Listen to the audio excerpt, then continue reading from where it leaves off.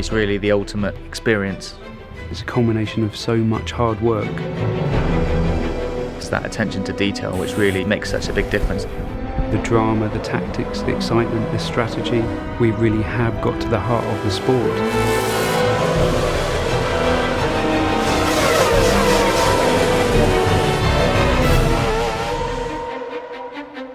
We've had 2 really successful games launched already now for Formula 1. When you're evaluating what to do in the next instalment, you really want to improve on everything that's there. The aim for the 2012 game is to make more of a complete F1 experience.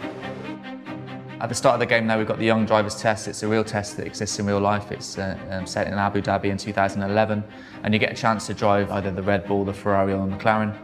It really gives those up-and-coming drivers track time to really kind of showcase their talents, and it's wonderful that we're able to copy the elements that happen on those real young driver test sessions in the Formula 1 2012 game. I remember my first test was with Red Bull Racing at the end of 2007. And you know, even 3 years later, the people who ran me at the test still remember the job that you did, you know, so the first impression really is important. People still talk about the first time Lewis tested at Silverstone for McLaren, and you know, so it is a hugely important day for a racing driver. I think Codemasters have done a super job giving regular people a proper insight into what a Grand Prix car is like.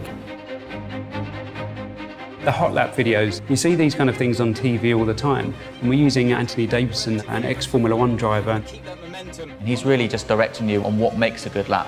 So he'll be pointing out the braking points, the things you should be watching out for. If it's a double apex, the sort of line you should be taking. This is kind of just giving you that fundamental information that you need in order to get to a new circuit, understand it very quickly and enjoy the most from it. Formula 1 games are very fast, always have been in the past, but what we've tried to do is enable the player to drive consistently. And we've put a lot of time into working on the pad to help the player control the car at speed. We're not all Fernando Alonso's of this world, we make mistakes. So rather than just hitting the pause menu and restarting the race, you've got the ability to be able to rewind time and just get to a point before the incident and just try it again. Certainly for the novices, in terms of learning racing lines and avoiding incidents, they're a really useful tool. The thing that differentiates Formula 1 from all other motorsports is the strategy element. Being able to make the right call at the right time.